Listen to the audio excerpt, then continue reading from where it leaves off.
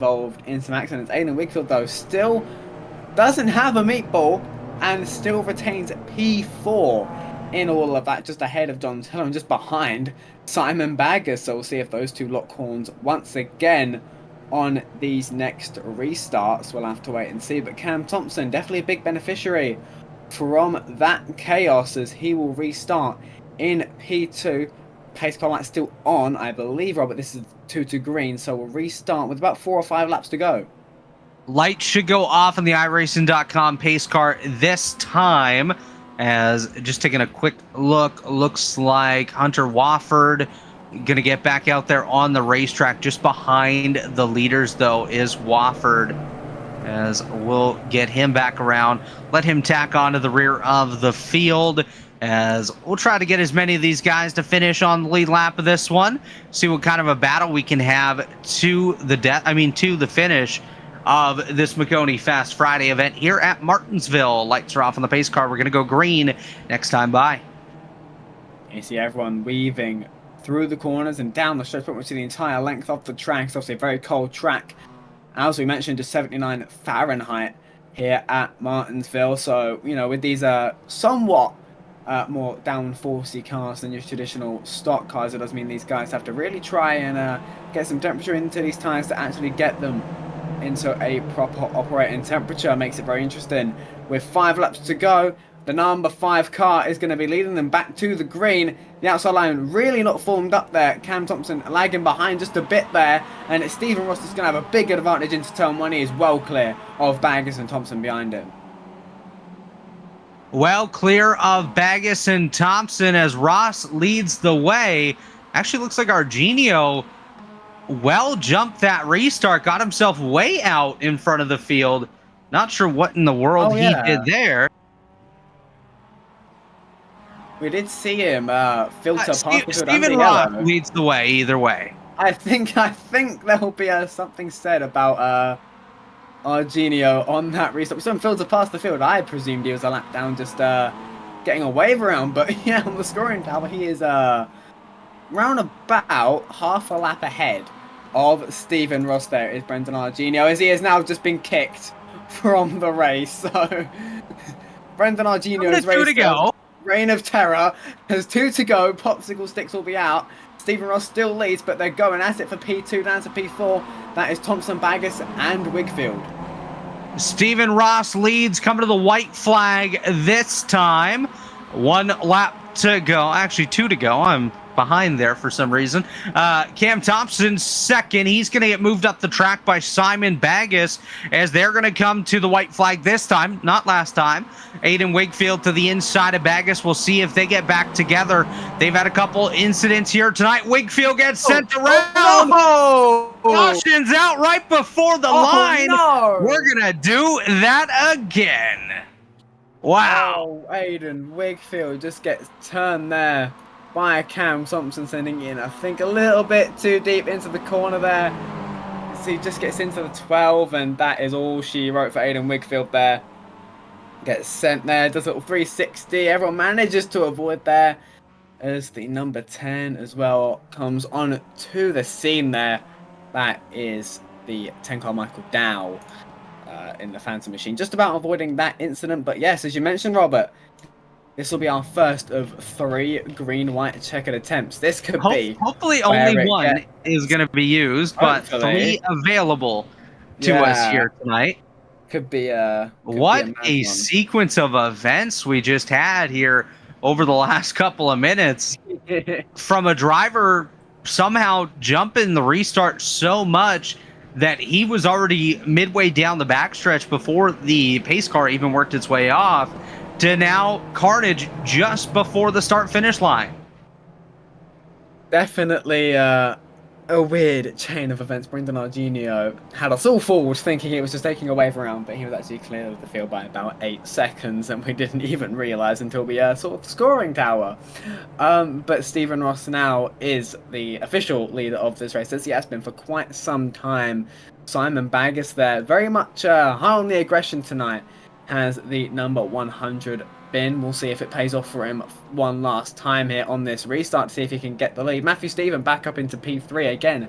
Has very much just survived this race, albeit with some slight damage to that motor. So I think everyone Slight damage. has some slight damage. I think everyone has slight damage. I say it's a pretty even playing field at this point. I don't think there's a single clean car out on that track apart from maybe Stephen Ross, who has led the entire way. What if I told you there was one driver in the entire field with 0 incident points here so far tonight? I would believe you. I'm gonna guess. Is it Jared Davis? That's just a guess. It is not Jared Davis. No? Jared Davis has 2 incident points. Oh, okay. If I say we haven't seen him in much trouble, who has 0? Who has 0? Michael Dow. Oh, yeah, okay. Dow in the 10 car. So that was probably a death wish for him anyways. As we're going to get set to go green now, Stephen Ross, Simon Baggis, row number 1, Matt Stephen, Cam Thompson, John Tiller, Hunter Wofford, Dave Horton, Michael Dow, Jared Davis. As we come to the Geico restart zone this time, we are green. Green flags out side by side for second here, Will. It's Baggis and Stephen. In the outside line, again, lagging behind majorly, but Baggis is able to hold off Matthew Stephen here. But already coming into turn 3 for the penultimate time. There goes Thompson on the inside of Matthew Stephen. Has a look, decides to get it. Matthew Stephen a little bit deep into turn 4, but does make it work. They're looking 3 wide behind them. We are at the white flag, though. This race is official no matter what happens. We are finishing this race under green flag conditions. As already we're looking for some carnage. John Tiller over the top of Cam Thompson upside down. It's a massive accident, but up front, Stephen Ross going to cross the line to win.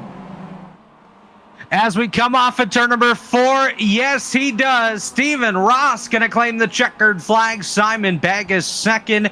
Matt Stephen going to round out the podium with Hunter Wofford, Dave Horton, Jared Davis, Michael Dow, Cam Thompson, and company rounding out the field. As let's take a look, and why don't you walk us through that major carnage we had there on the last lap, William? Yeah, that was certainly something. I'll have to take another look at that. That was Cam Thompson and John Tiller there as well. Hunter Wofford there. Still offset 3 wide going into turn 1 on the white flag lap. The 24 gets into the 29 as a bobble. Again, it just climbs on that left rear tyre and it sends him flying into the catch fence. And all that momentum sends that car spearing down the back straight, side over side, end over end. With a bumper torn off, a couple rollovers there for John Tiller in the 24. Cam Thompson, there you see, crab walking back down the straight. Still keeps his foot in it despite having a car go right over the top of him. So that's an absolutely massive accident to end this race. That really had our eyes focused on the crash. All the while, Stephen Ross, as they see, Cam Thompson just about keeps it out of the wall on 3 wheels. As Stephen Ross, in all of that, very quietly went on to win the race with a very dominant performance, led 36 laps of the 60, and very much kept to himself in that race. Well, William, why don't we step aside real quick, take a quick commercial break, pay some bills here. When we come back, we'll go through the final race results and hopefully catch up with a couple of our podium finishers. Don't go anywhere. We'll be right back. Maconi Fast Fridays on Maconi Entertainment right here, right now.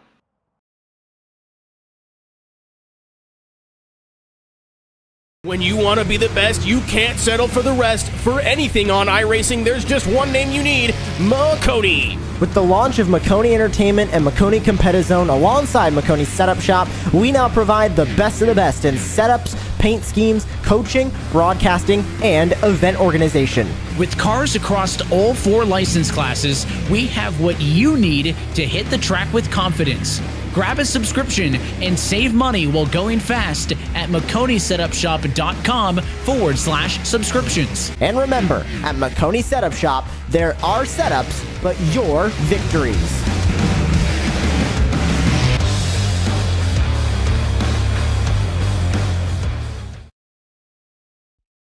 Racing isn't easy, but experiencing it is. iRacing puts you in the driver's seat with the industry's leading sim racing game. Drive on laser scan replicas of the greatest racing circuits from around the world. Go head to head against other drivers chosen by skill-based matchmaking to ensure competitive racing at every level. Compete across all your favorite series. In officially licensed cars, engineered to deliver the most accurate driving experience possible.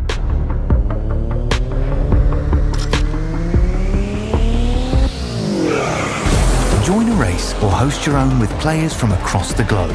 Race against the computer or in a league with friends. Feel the thrill behind the wheel. Visit iRacing.com.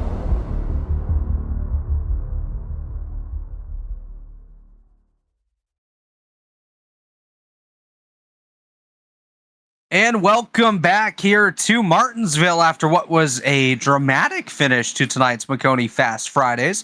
Of course, you just heard from Maconi Setup Shop as well as iRacing.com and our new partner here tonight, DL Designs. Want to look amazing on track? DL Designs is your place to go. From top-tier paint schemes in the Cup cars, Xfinity cars, trucks, ARCA, dirt and asphalt late models, sprint cars, street stocks, and everything in between. You're going to get your spec maps, custom numbers, and the best design you can imagine, all for $20, which of course is some of the cheapest in the game for some of the best quality you can get. Check out DL Designs on Twitter and drive into victory lane looking the best you possibly can. Will, why don't we go ahead and take a look at the finishing results here tonight after, like I said, what was a crazy race here at Martinsville. Yeah, we'll take a look at your final results here from the Fast Fridays race. It was the Mazda MX-5s at Martinsville Speedway. Your results coming up on your screen now. Stephen Ross was the race winner there. Simon Baggis in the 100 machine, 8/10 off of the winner. Matthew Stephen rounded out the podium in the 98. Hunter Wofford there, 1.8 seconds off in fourth. Dave Horton rounds out the top 5. Jared Davis with a solid P6. Michael Dow in P7 with a 0x as well, I believe, to boot. So a good drive from him. Cam Thompson, the last driver to finish on the lead lap in 8th. John Tiller finishes in 9th, upside down in the catch fence, and is the last classified driver, with Aidan Wigfield, Brendan Argenio, Terry Henry, Shane Sheffield, Josh Ryan, and Luke Turpin all failing to see the checkered flag out of 15 cars that took the green. And unfortunately, we will not be joined by any of our podium finishers here tonight. Hopefully, we can catch up with them next week after our next Fast Friday event, which, of course, will be coming up in, I think it's the Next Gen cars next week. Yes, it is. Next Gen's at Atlanta.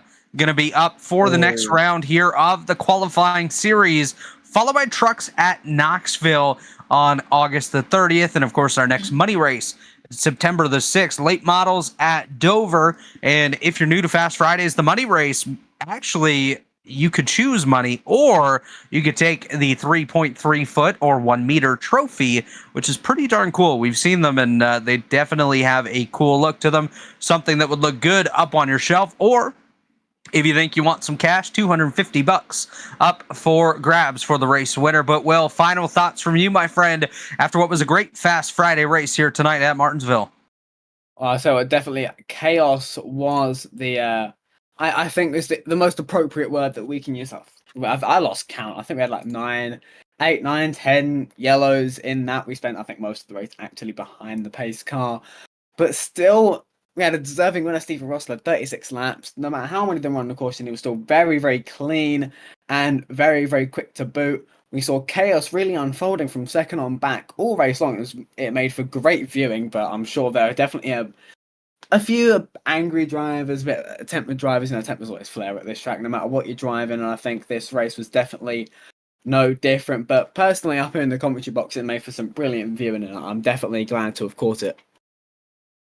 Yeah, definitely glad to have been part of this one here tonight. It was a lot of chaos, but a lot of great racing as well. We saw some 3 wide, even briefly 4 wide, and some big dive bombs here tonight. But nonetheless, Martinsville certainly put on a show. But that's about going to do it for us here tonight here on Maconi Entertainment. Of course, we want to thank tonight's race sponsors, Maconi Setup Shop and Maconi Competition, as well as DL Designs on board for the first time here tonight. Calling the action was myself, Robert Hill Jr., alongside the great Brit, William White, in the booth with me here, and David Kreutz on the 1s and 2s as our producer. Did a great job as always, David. Thanks to all our viewers for watching tonight's racing action, and we hope you'll stay tuned to all of our social media pages for our next Fast Friday race, Cup Cars at Atlanta next week. And don't forget to tune in each week for our broadcast of the top split of the Maconi Setup Shop C-Fixed Series.